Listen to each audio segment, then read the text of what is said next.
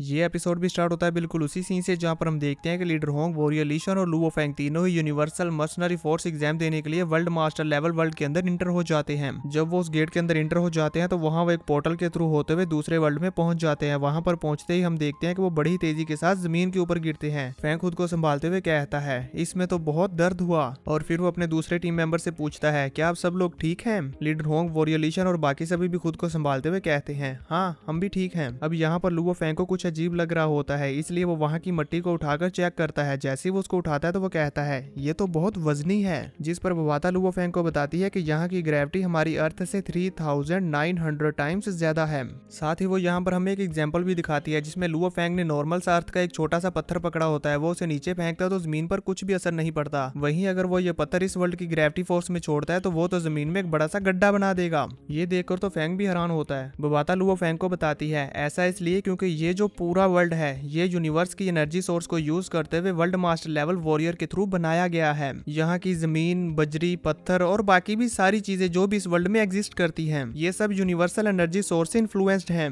यही वजह है कि यहाँ का मटेरियल रियल वर्ल्ड से बहुत ज्यादा डिफरेंट है। Universal energy source world master level world में मर्ज हो जाता है। और फिर इसके बाद बबाता वहाँ पर उसे क्रिस्टल दिखाते हुए कहती है, इसका नाम है यूनिवर्सल क्रिस्टल। ये यूनिवर्सल क्रिस्टल भी करेंसी के तौर पर काम करता है। ये यूनिवर्सल क्रिस्टल यूनिवर्स में एक हार्ड करेंसी की तरह यूज किया जाता है। इसके अलावा इसकी वैल्यू भी बहुत ज्यादा एक्सपेंसिव है। जैसे कि अगर तुम 10,000 यूनिवर्सल कॉइंस को क्यानवू कॉइंस में कन्वर्ट करवाते हो तो वो 10,000 यूनिवर्सल क्रिस्टल 300 क्यानवू कॉइंस में कन्वर्ट हो जाएंगे। और तुम तो जानते ही हो कि 300,000 क्यानवू कॉइंस 300 मिलियन हिलियोंग कॉइंस में कन्वर्ट हो सकते हैं। और इसी के साथ साथ ये लीटिंग वर्ल्ड बहुत ही ज्यादा बड़ा है। इसी वजह से जहाँ तक मुझे लगता है इसमें यूनिवर्सल क्रिस्टल्स बहुत ही ज्यादा होंगे। बबाता की ये बात सुनते हुए वॉरियर ली शन कहते हैं, अगर ऐसा है तो फिर तो अगर हम थोड़े से यूनिवर्सल क्रिस्टल्स यहाँ से लेकर बाहर जाते हैं तो हम अमीर हो जाएंगे। अब भी वो इस बारे में बोल ही रहे होते हैं कि तभी उन्हें दूर से बहुत ही ज्यादा जबरदस्त आवाजें सुनाई देती हैं। जैसे वो उस तरफ देखते हैं तो बबाता और लुओ फेंग भी उस तरफ देखते हैं। वो सभी लोग ये देखकर हैरान हो जाते हैं कि आखिर ये क्या है।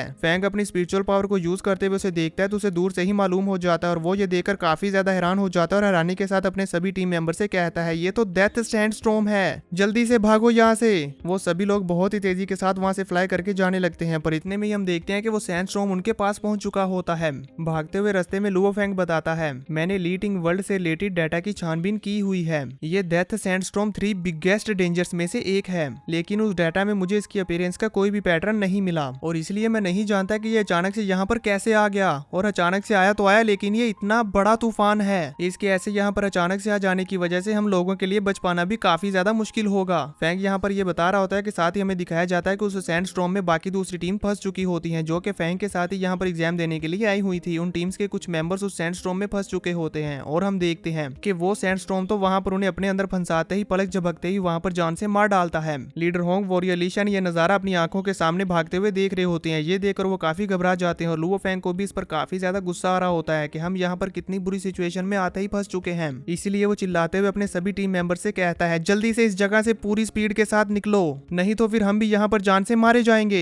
वो सभी लोग अपनी पूरी जान लगा देते हैं और जितनी ज्यादा हो सके उतनी स्पीड को बढ़ाकर वहां से निकलने लगते हैं। फेंग भी अपनी हेवनली फॉरबिडन शटल की स्पीड को फुल स्पीड पर सेट कर देता है, लेकिन यहाँ पर स्पीड बढ़ा देने के बावजूद भी इनके लिए वहां से बचकर भाग पाना काफी ज्यादा मुश्किल हो रहा होता है। पर किसी न किसी तरह मैनेज करके वो लोग यहाँ से भागने में कामयाब हो जाते हैं और फिर एक सेफ जगह पर पहुंचकर आराम कर रहे होते हैं, जहाँ पर हम देखते हैं कि इन सभी की हालत काफी ज्यादा खराब होती है। वॉरियर ली शन तो यहाँ पर लंबी लंबी सांसें ले रहे होते हैं और वो कहते हैं, फाइनली हम लोग वहां से बचकर भागने में कामयाब हो गए। ये डेथ सैंडस्टॉर्म तो वाकई बहुत ज्यादा खौफनाक था। अब लुओ फेंग बबाता से पूछता है, हम अभी इस वक्त किस जगह पर हैं? जिस पर बबाता उसे चेक करते हुए बताती है, हम इस वक्त डेथ सैंडस्टॉर्म और लोंगसुओ माउंटेन्स के बॉर्डर पर हैं। और फिर वो उसे बताती है, हमारे डेस्टिनेशंस में से एक लेक याओयू हमारे सामने 1.6 किलोमीटर की दूरी पर है, इसलिए अब हमें वहां पर जाना है। और फिर वो लुओ फेंग को दिखाती है कि 100 आयरन रहीनोस जिनके हॉर्न हमें चाहिए वो भी यहाँ लेक याओयू के पास रहते हैं, इसलिए फेंग भी डिसाइड करता है कि हम पहले यहीं पर चलेंगे। और फिर वो अपने टीम मेंबर से कहता है, आप सभी लोग यहाँ पर आराम कर लें और आराम करने के बाद फिर हम इस जगह पर चलेंगे। अब वो सभी लोग यहाँ पर कुछ टाइम के लिए आराम करते हैं और आराम करने के बाद फिर वो अपने डेस्टिनेशन पर पहुंच जाते हैं। वहां पर पहुंचकर वो लेक के किनारे कुछ चट्टानों के पीछे छुप जाते हैं और फिर वहां के माहौल को ऑब्जर्व करने लगते हैं। फेंग अपने सभी टीम मेंबर से कहता है, आगे लेक याओयू है, आप सभी लोगों को बहुत ही ज्यादा केयरफुल और चौकस रहना होगा। वो इसलिए क्योंकि डाटा के अकॉर्डिंग लेक याओयू के आसपास जितने भी मॉन्स्टर्स रहते हैं वो सभी मॉन्स्टर्स बहुत ही ज्यादा फियर्स हैं। हालांकि उनका आईक्यू लो है लेकिन उनकी स्ट्रेंथ बहुत ही ज्यादा स्ट्रॉन्ग है और ये सभी आयरन रहीनोस ग्रुप्स में रहते हैं। इसी वजह से ये और भी ज्यादा फियर्स हो जाते हैं, इसलिए हमें इनका सामना करते वक्त बहुत ही ज्यादा केयरफुल रहना चाहिए। अब ये सभी लोग जैसे ही वहाँ पर आयरन रहीनोस को देखते हैं तो उन्हें देखकर ये घबरा जाते हैं, क्योंकि ये आयरन रहीनोस बहुत ही ज्यादा स्ट्रॉन्ग होते हैं। इन्हें देखकर लुओ फेंग कहता है ये तो स्टार लेवल के 9 लेवल पर हैं, सो स्ट्रॉन्ग। वॉरियर ली शन भी कहते हैं जहां तक मैं भी नोटिस कर पा रहा हूं तो मुझे भी ये सभी रहीनोस 9 स्टार लेवल के लग रहे हैं। हम में से कोई भी इनके अगेंस्ट फाइट में नहीं जीत पाएगा। जिस पर लुओ फेंग कुछ सोचते हुए कहता है हमें इनसे फाइट करने की कोई जरूरत नहीं है। मेरा एनर्जी डिटेक्टर डिटेक्ट कर रहा है कि एक बहुत ही ज्यादा स्ट्रॉन्ग टीम हमें अप्रोच कर रही है। वो टीम तो यहाँ पर अननोन है लेकिन उनकी एबिलिटी बहुत ही ज्यादा हाई है। मेरे ख्याल से जरूर उनका टारगेट भी ये 1 हॉर्न आयरन रहीनोस ही है। हम सभी को यहाँ पर छुप कर उन्हें मॉनिटर करना चाहिए कि आखिर वो यहाँ पर क्या करते हैं। इसी के साथ हम देखते हैं कि वो अननोन स्ट्रॉन्ग टीम वहाँ पर आ जाती है। उन्हें देखकर लुओ फेंग और बाकी सभी वहाँ पर छुप जाते हैं और फिर हमें यहाँ पर उस टीम की कैप्टन को दिखाया जाता है जो कि दिखने में काफी ब्यूटीफुल होती है। वो कैप्टन इन आयरन रहीनोस को अपने सामने देखकर अपनी पूरी टीम को इनके साथ फाइट करने के लिए आगे भेज देती है और उन सभी से कहती है जल्दी से इन सभी को खत्म करो और फिर नेक्स्ट डेस्टिनेशन पर चलो। अपने कैप्टन के ऑर्डर्स को मानते हुए ये पूरी टीम जाकर उन आयरन रहीनोस के साथ फाइट करना शुरू कर देते हैं। उन्हें फाइट करता हुआ देखकर लुओ फेंग कहता है ये टीम वाकई में ही बहुत स्ट्रॉन्ग है। ये लोग तो 100 आयरन रहीनोस के ऊपर ओपनली अटैक करने की हिम्मत कर रहे हैं, ये कोई आम बात नहीं है। तभी वो आता वहाँ लुओ फेंग के कंधे पर आ जाती है और उसे कहती है उन लोगों ने जो पहना हुआ है वो एक स्पेशल कॉम्बैट सूट है जो कि हिलियोंगशन किंगडम से है। वो जो गर्ल इस टीम को लीड कर रही है वो लेवल 2 स्टार की वॉरियर है और वो ह्यूमन ड्रैगन क्लैन वू हुई की डिसेंडेंट है। ये हिलियोंगशन किंगडम फैमिली की एक स्पेशल लाइनेज में से है। इसे जरूर हिलियोंगशन किंगडम के मेंबर्स में से एक होना चाहिए।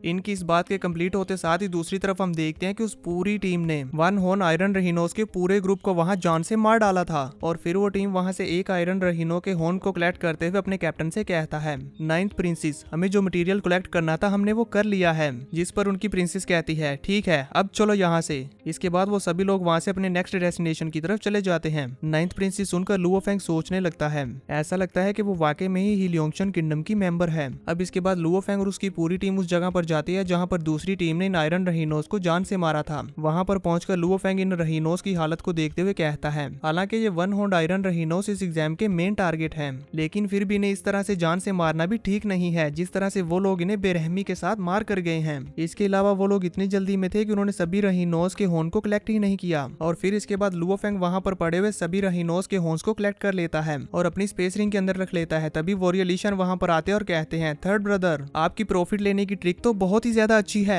अभी वो यहाँ पर खुश हो ही रहे होते हैं कि तभी वो आता उनके सामने एक स्क्रीन पॉपअप करते हुए उन्हें बताती है 12 किलोमीटर के फासले से नाकामेंग क्लैन से एक टीम बहुत ही ज्यादा तेजी के साथ तुम्हारी तरफ आ रही है। ऐसा लगता है कि वो लोग तुम्हें लूटने के लिए यहाँ पर आ रहे हैं। इस टीम में 7 मेंबर स्टार लेवल 9 पर हैं और बाकी सभी स्टार लेवल 1 और 2 पर। इनकी एबिलिटीज काफी इंप्रेसिव है। वो बाता की ये बात सुनकर वॉरियर ली शन शॉक हो जाते हैं और कहते हैं इतने ज्यादा स्ट्रॉन्ग होने के बावजूद भी ये लोग हमारा फायदा उठाने की कोशिश कर रहे हैं। फेंग उनसे कहता है चलो चलते हैं। वो सभी लोग वहाँ से तेजी के साथ फ्लाई करते हुए आगे बढ़ने लगते हैं अपनी नेक्स्ट डेस्टिनेशन की तरफ, क्योंकि अभी तक फेंग को कंफर्म नहीं पता था कि क्या ये लोग वाकई में ही उसके पीछे आ रहे हैं या ये लोग इन आयरन रहीनोस के पीछे आ रहे हैं। फेंग और उसकी टीम तेजी के साथ अपने नेक्स्ट डेस्टिनेशन की तरफ जा रही होती है कि तभी वो देखते हैं कि वो टीम तो हमारा ही पीछा कर रही है, ना कि उस जगह पर रुकी है जहाँ पर उन्हें रुकना चाहिए था। ये देखकर वो लोग भी समझ जाते हैं कि ये तो वाकई में ही हमें लूटने के लिए आ रहे हैं। बोबाता उन्हें बताती है कि वो लोग बहुत ही तेजी के साथ तुम्हारी तरफ आ रहे हैं और वो सिर्फ तुम लोगों से 3 किलोमीटर दूर है। वो टीम बड़ी तेजी के साथ इन्हें अप्रोच कर रही होती है, इसलिए लीडर होंग, वॉरियर ली शन और बाकी सभी भी इनके साथ फाइट करने के लिए तैयार हो जाते हैं। अब वो टीम जैसे ही वहां पर आती है वो बिना 1 सेकंड गुआए इनके ऊपर बहुत ही ज्यादा जोरदार हमला करती है, जिस पर फेंग की भी पूरी टीम इनके अटैक का सामना करने की और इसे ब्लॉक करने की पूरी कोशिश करते हैं। लेकिन हम देखते हैं कि दूसरी टीम की पावर और स्ट्रेंथ बहुत ही ज्यादा थी, जिस वजह से वो इन सभी को अपने अटैक से जमीन पर गिराने में कामयाब हो जाते हैं। अब लुओ फेंग की पूरी टीम नीचे गिरने के बाद खुद को संभालते हुए खड़ी होती है और जैसे ही वहां जमीन से डस्ट हटती है तो हम देखते हैं कि ये दूसरी टीम आसमान में इनका इंतजार कर रही होती है। अब इससे पहले कि ये लोग एक दूसरे से कोई भी सवाल कर पाते कि तभी ये एपिसोड खत्म हो जाता है।